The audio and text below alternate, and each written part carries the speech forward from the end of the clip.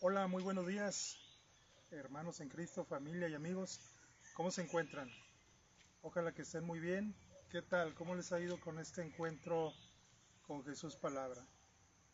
Esperemos que muy bien, esperemos que ya se hayan motivado, que ya estén leyendo la Sagrada Escritura. Y bueno, pues sean bienvenidos a este espacio, a este canal que queremos llamar El Carpintero.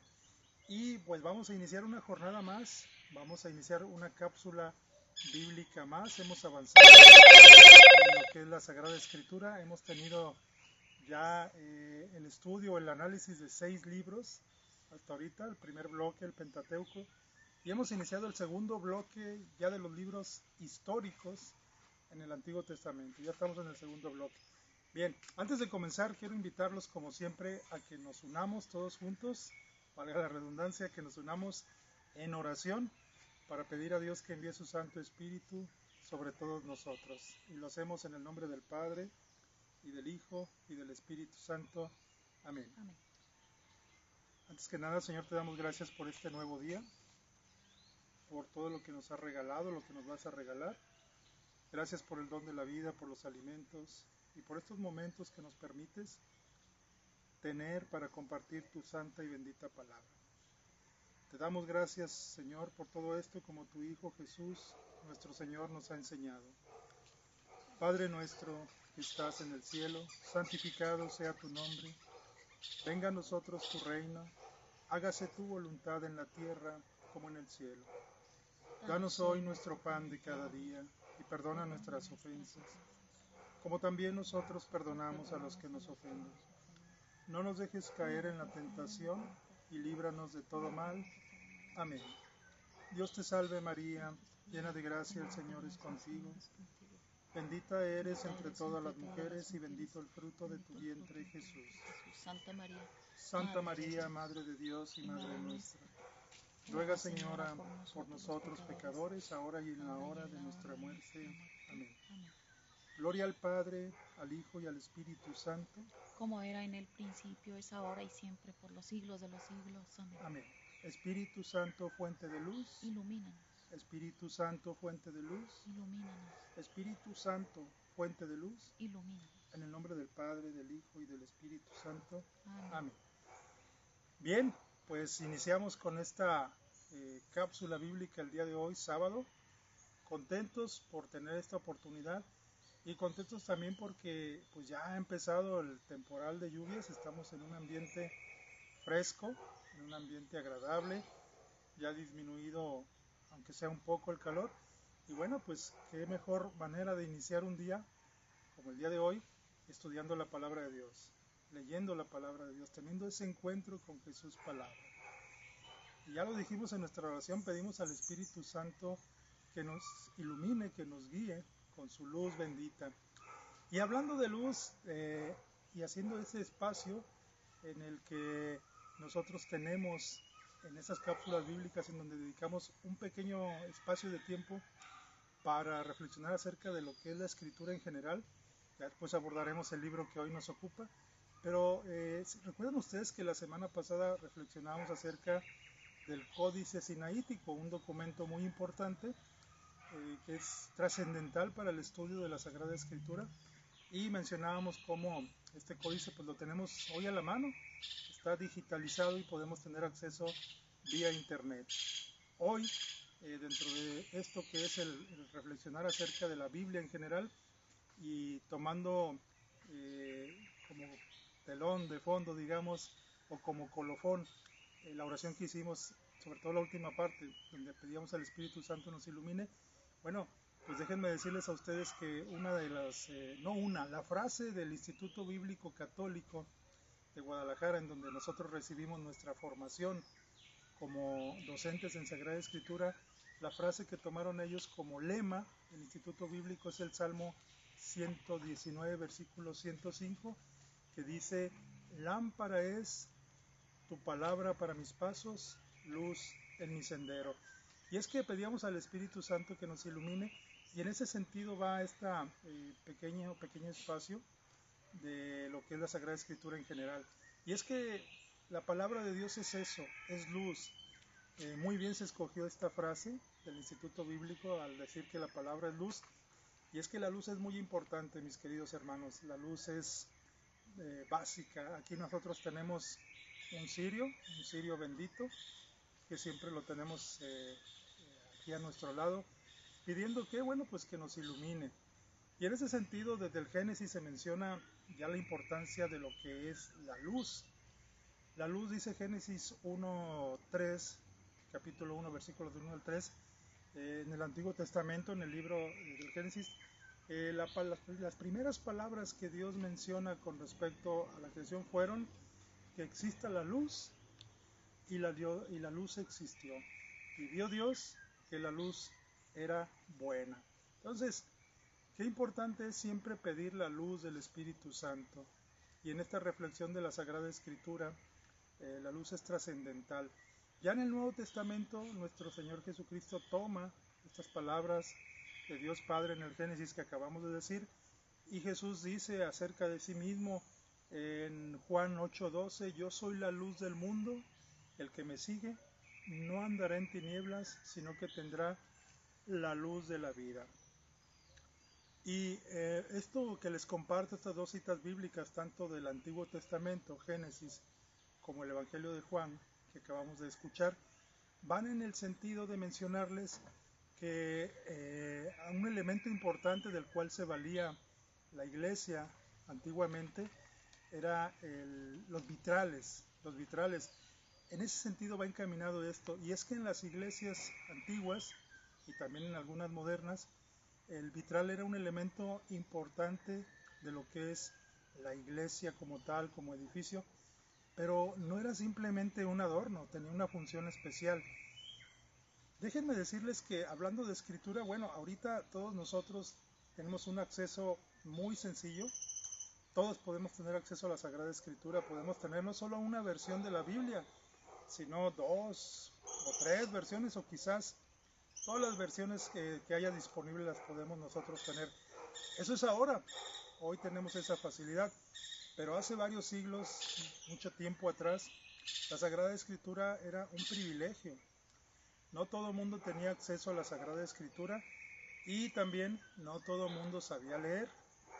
Actualmente pues la mayoría, gracias a Dios, sabemos leer y la mayoría tenemos acceso a la Sagrada Escritura. Y aquí es precisamente donde entra la cuestión de los vitrales, este elemento importante. ¿Por qué? Porque déjenme mencionarles que el vitral era una forma de poder transmitir la fe al pueblo. En aquellos años, como les digo, no se tenía el acceso a la escritura, así que los vitrales ayudaban a iluminar las grandes catedrales, era su función principal, iluminarlas, que no fueran espacios oscuros, sino todo lo contrario, llenos de luz, las iluminaban, pero también a través de los vitrales se ayudaba a conocer la historia de la salvación, ¿sí? ¿Por qué? Porque bueno, ahí se nos narra, se ven pasajes de la Sagrada Escritura. ¿Cuándo fue esto? Bueno, esto principalmente ocurre durante el periodo medieval, en los siglos del 5 al 15 aproximadamente, cuando las vidrieras se convirtieron en la forma principal de educar al pueblo en las cuestiones de la historia de la Biblia. No se sabía leer, no se tenía la escritura, así que estos vitrales, cumplían una doble función, la de iluminar, como ya lo dijimos, las catedrales, los templos, pero también la de iluminar en el conocimiento de la Sagrada Escritura, de la palabra de Dios. Así se recorría desde el Génesis hasta el Apocalipsis, destacando los momentos más importantes de la historia de la salvación, ¿sí? Por ejemplo, bueno, pues en algunas catedrales, en algunos templos antiguos todavía vemos cómo plasmados en esos hermosos vitrales está, por decirles algo, pues el nacimiento de nuestro Señor Jesucristo. En un vitral se ve el pesebre con María, con José, pero antes de eso la anunciación del ángel Gabriel a la Santísima Virgen, luego el nacimiento, luego la presentación de Jesús en el templo, después cómo Jesús es perdido y hallado en el templo y se encuentra en medio de los doctores escuchándolos y también explicando. Entonces, esa era la función. La historia de la Biblia representada en estas ventanas también estaría conectada con una breve representación de la historia de la iglesia en particular. Es decir, una breve representación de la iglesia en donde estos vitrales están. ¿Cómo es esto? Por ejemplo, así se me viene a la memoria rápido, en Guadalajara hay muchísimos templos, como en todos lados, pero uno que recuerdo por sus hermosos vitrales, me viene a la memoria, es la Sagrada Familia. Y obviamente esa parroquia, así se le llama, la parroquia de la Sagrada Familia, bueno, pues tiene unos hermosos vitrales en donde se representa a la familia, a la Sagrada Familia, Jesús, María y José. Pero suele también pasar que se pongan, además de la representación del patrono, digamos, de la parroquia, en este caso que les menciono, la Sagrada Familia, también algunas otras representaciones fuera de lo que es digamos, patrono de la parroquia, de la iglesia. Las ventanas también se usaban para ilustrar la iluminación, la mente, es decir, la mente en cuanto al conocimiento divino, y también cómo la gracia penetra en nuestro mundo, la gracia de Dios. Esa es una función importante de los vitrales. No solamente eso, mis queridos hermanos, sino que también el vitral, además de lo que ya les mencioné, pues se narraba en ellos la historia de la vida de algunos santos. Sí, también me viene rápidamente a la memoria, bueno, algunos lugares en donde se representa con vitrales, por ejemplo, la vida de San Juan Diego, digamos, me viene rápido a la memoria San Juan Diego, y se narran pues en un vitral, en otro vitral, los pasos que tiene esta historia respecto a este acontecimiento guadalupano tan importante para nosotros los mexicanos. Entonces, bien importante conocer esto, darnos cuenta cómo nuestra iglesia pues ha procurado la instrucción de nuestro pueblo, de nosotros como creyentes. Ahora, con todas las facilidades que tenemos, vuelvo a repetir, las redes sociales, el internet, este mismo espacio que tenemos ahorita y que estamos compartiendo con ustedes, pues es bien importante porque es un medio más por el cual se puede conocer y tener acceso a la Sagrada Escritura, al estudiar, al discernir, al poder analizarla. Eso no se tenía antes. Entonces, les insisto en esto, es un recurso importante y que como católicos debemos saber cuál es su función y por qué está ahí. Todavía hay muchos templos antiguos en cada ciudad, en cada estado de la República, en donde podemos apreciar estos hermosos vitrales que tienen esta función. No lo olviden, la función de enseñarnos la Sagrada Escritura, las revelaciones divinas de Dios a través de la Escritura, la vida de los santos, y también representarnos en cada caso la representación del patrono de la parroquia, ¿sí?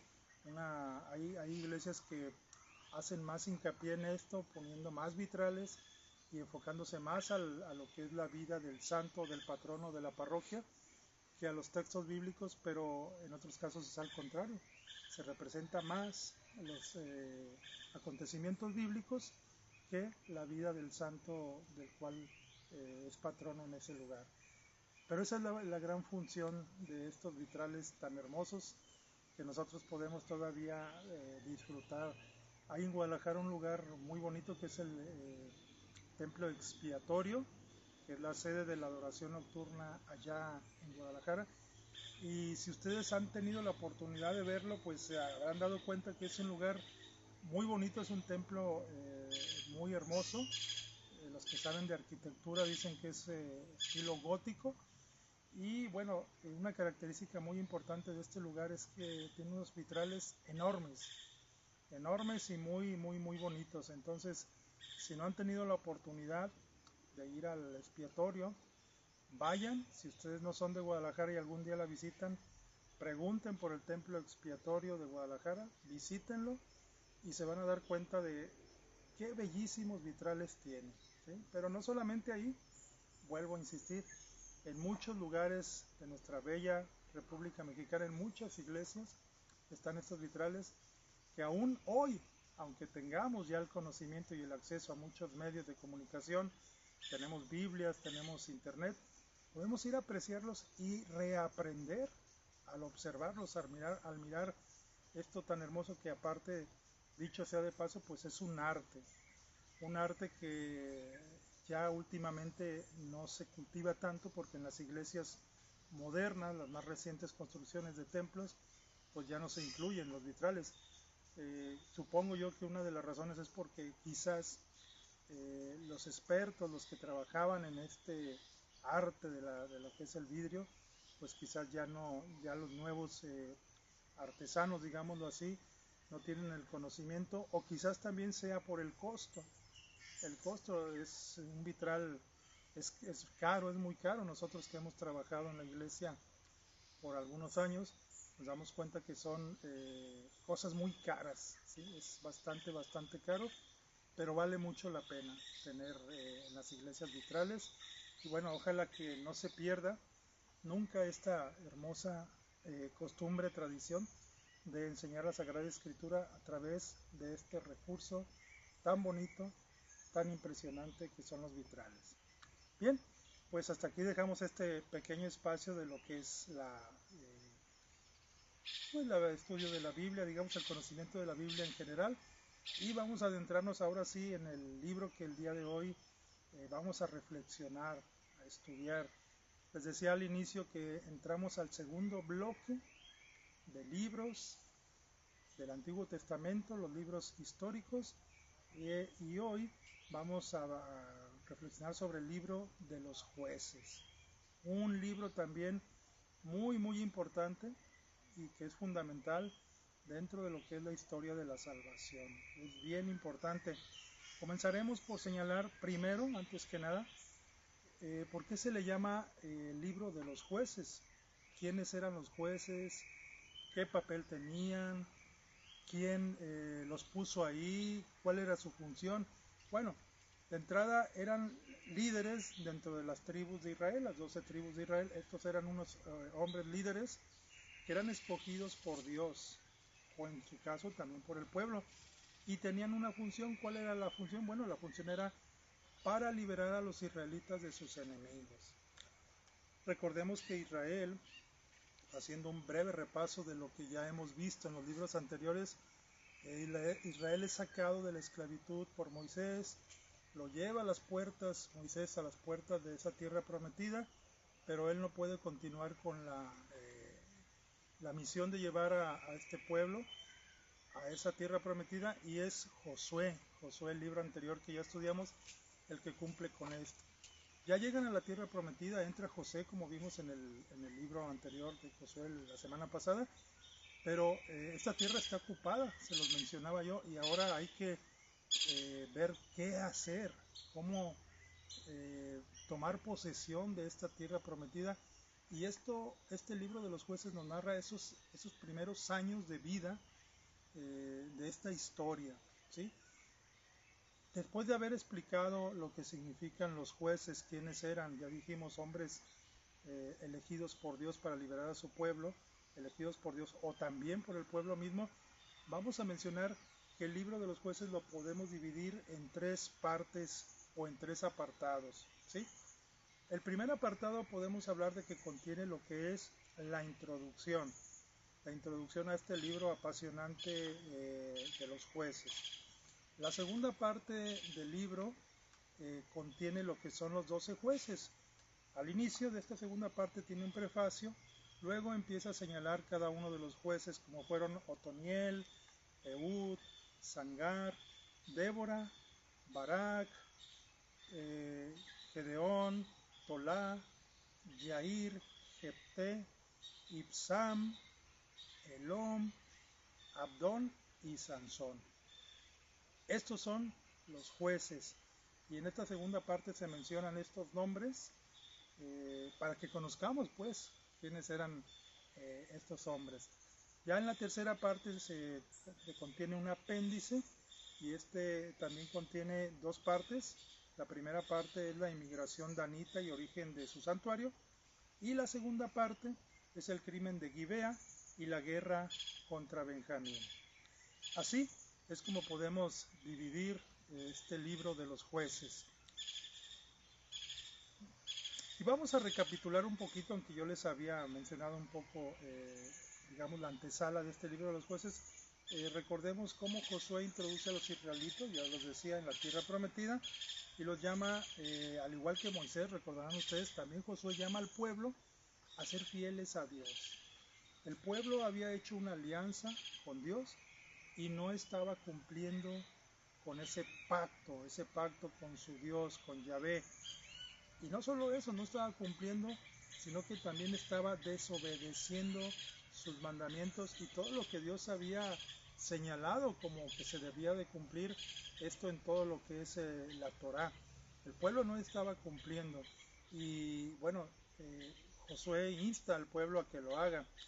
Ya el libro de los jueces nos comienza a narrar la historia a partir de la muerte de Josué y nos cuenta la historia del completo fracaso de Israel. ¿Cómo que el completo fracaso de Israel? Sí, Israel nuevamente fracasa en cuanto a esa obediencia, a esa lealtad que debía tener a Dios. Hay que ser claros y decir que este libro nos narra eso, nos narra ese rotundo fracaso. Es un libro apasionante, pero es un libro también de alguna manera un poco fuerte. Y ahora que lo vamos a estudiar, a desarrollar, nos vamos a dar cuenta. Lo que se narra en Jueces es perturbador y es violento, porque nos narra la historia trágica, ya lo decíamos, de Israel, ya que llegan a ser muy parecidos a los pueblos idólatras. ¿Quiénes son ellos? Bueno, los cananeos, los habitantes de esta tierra prometida, ¿sí? Cuando Israel llega a tomar posesión de esta tierra que Dios prometió desde antiguo al padre Abraham, ya lo mencionábamos, esta tierra está habitada por los cananeos y Dios la quiere entregar a su pueblo elegido, a Israel, pero este pueblo, Israel, tiene que luchar contra estos cananeos para poseer la tierra. Entonces este libro nos narra esta historia. Es un libro que nos lleva a darnos cuenta, ya lo decíamos, de la triste derrota del pueblo de Israel respecto a su obediencia hacia Dios y respecto a todo lo que Él estaba pidiéndoles desde antiguo en la Torá.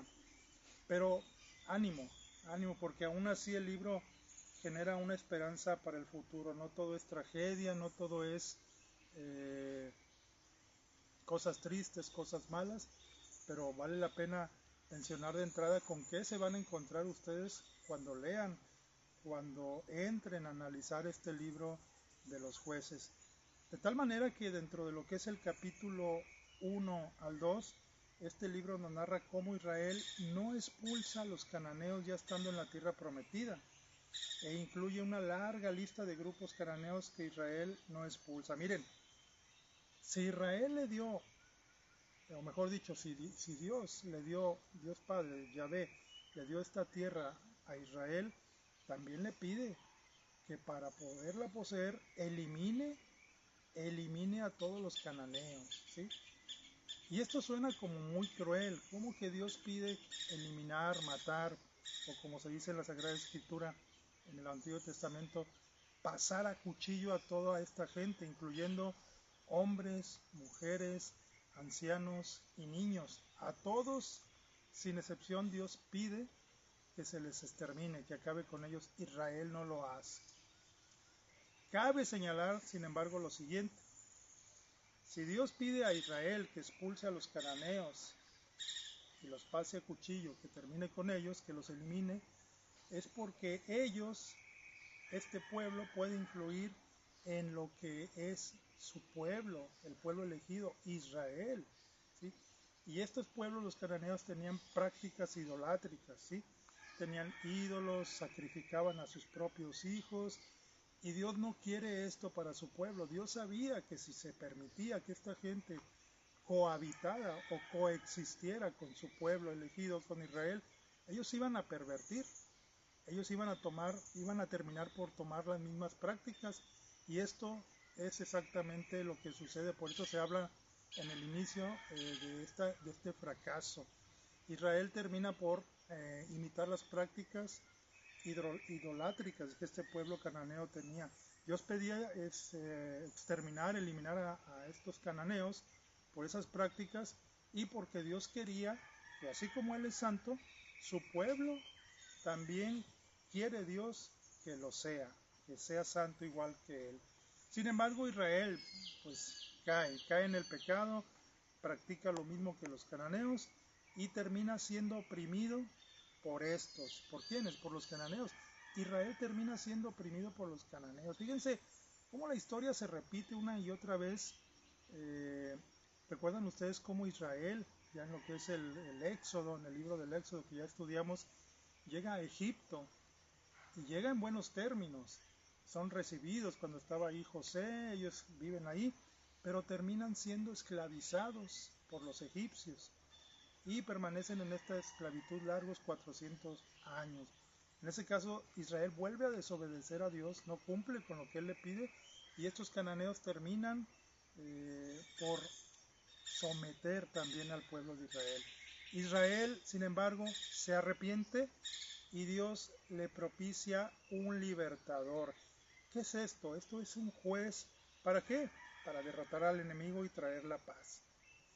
Y aquí también se vuelve a repetir la historia porque, como ustedes recordarán, cuando Israel era cautivo en Egipto, Israel clama, pide a Dios que le ayude y Dios le genera un libertador. ¿Quién fue?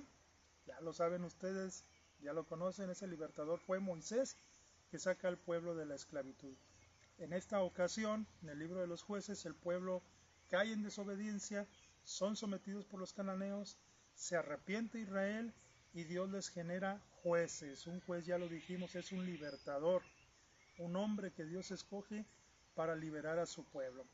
En el capítulo 3 hasta el 16 nos narra acerca de la creciente corrupción de los jueces de Israel y de cómo va decayendo el concepto que de ellos se tenía debido a la imitación de las prácticas idolátricas de los cananeos.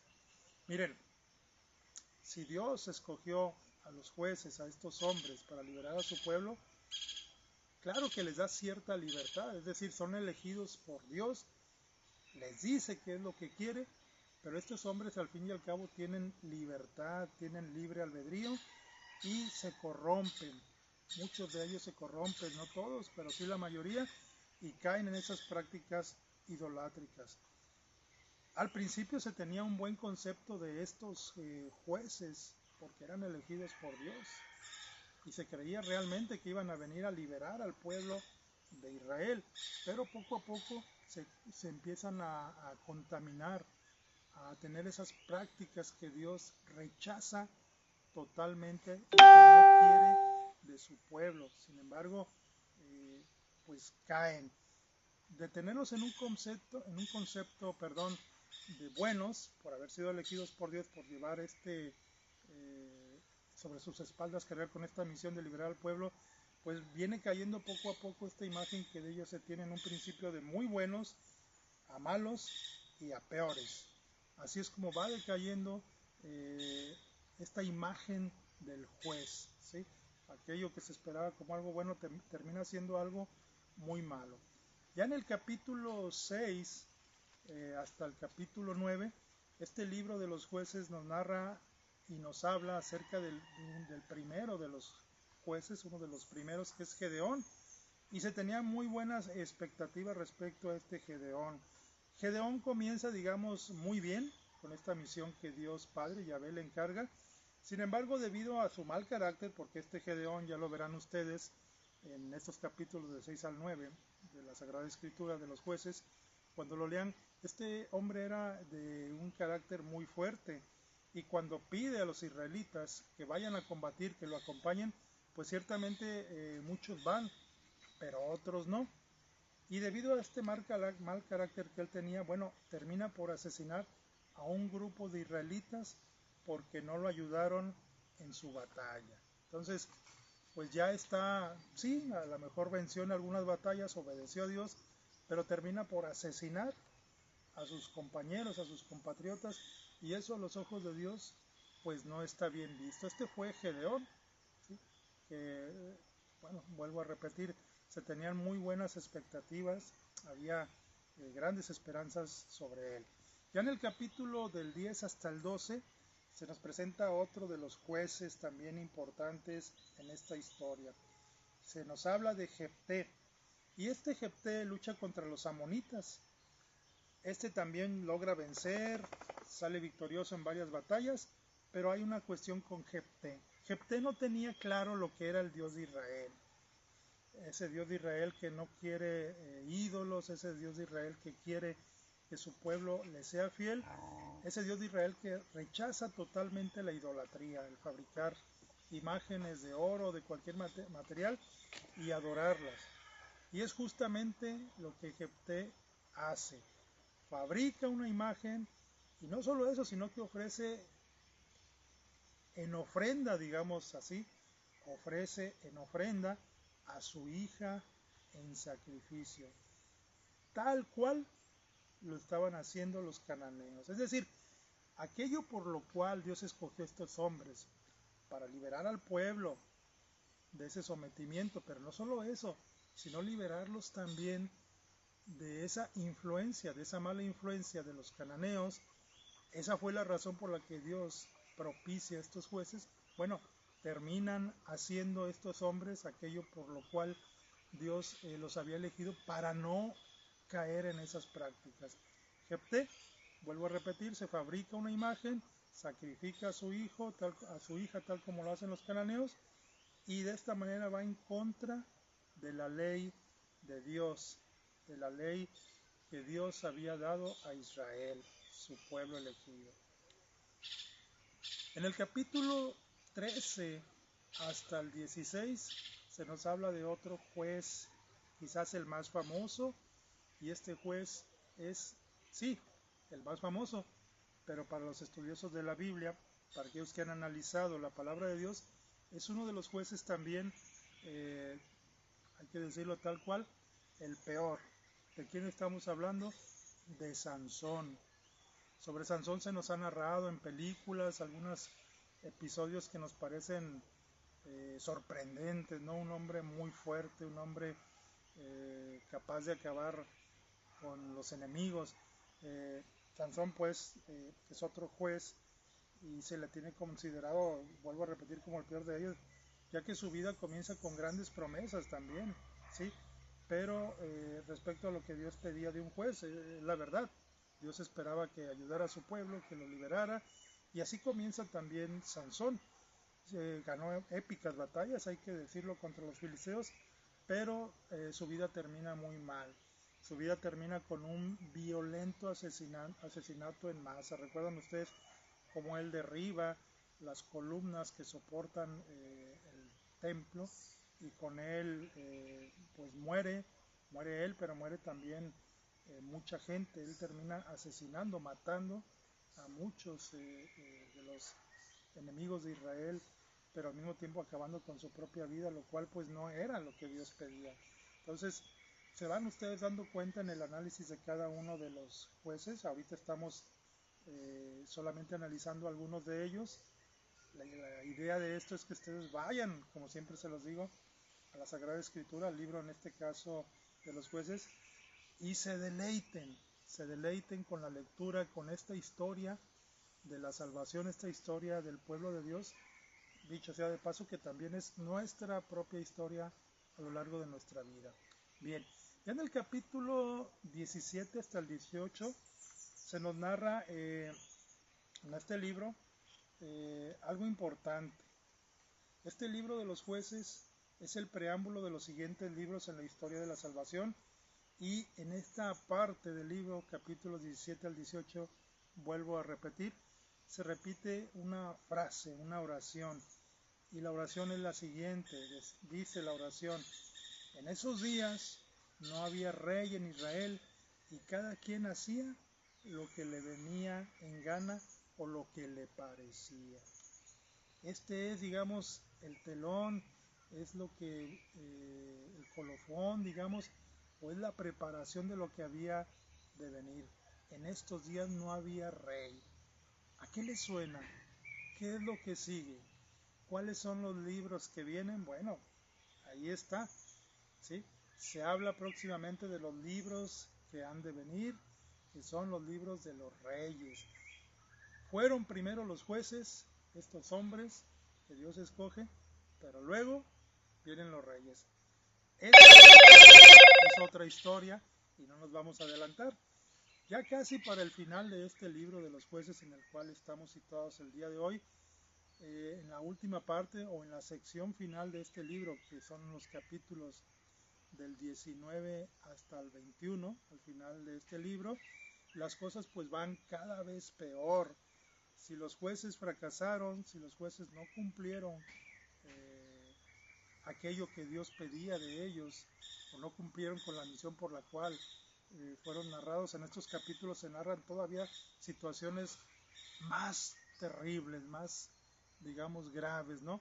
Por ejemplo, se narra acerca de un abuso sexual, hay mucha violencia y todo esto conduce a lo que es la primera guerra civil de Israel. Israel está dividido, Israel tiene problemas internos y todo esto, toda esta corrupción, todo este ir en contra de la ley de Dios hace que por primera vez se tenga una guerra civil en Israel. En resumen, mis queridos hermanos, y yendo muy deprisa, a pasos agigantados, aunque este libro no es muy extenso, sin embargo, pues sí contiene mucha historia, mucha enseñanza, pero en esta cápsula bíblica, pues hemos ido a pasos grandes, a grandes pasos, valga la expresión. Se resume y se muestra lo que es la fragilidad humana, ¿sí? ¿Por qué la fragilidad humana? Porque bueno, pues Dios ahí está siempre escuchando la plegaria, la oración de su pueblo, siempre escucha, siempre está dispuesto a perdonar y siempre está dispuesto a perdonarnos, y el hombre, nosotros, siempre fallamos una y otra vez. Entonces, pudiéramos decir como resumen que sí, efectivamente nos muestra la fragilidad humana, pero también apunta hacia la necesidad de la gracia de Dios. Por esta fragilidad, precisamente es que nosotros necesitamos de la gracia de Dios. Y esto viene porque si estos hombres, los jueces, fallaron en cuanto a la misión, bueno, Dios próximamente, en esta historia de la salvación que continúa, ahora les va a propiciar ya no jueces, sino reyes, principalmente un rey. ¿Para qué? Nuevamente para que rescate a su pueblo. ¿Qué sucederá? La pregunta es, ¿qué sucederá en los próximos libros? Por fin Israel, ahora sí, después de este tremendo fracaso de lo que fueron los jueces con los reyes, ahora sí alcanzará la paz.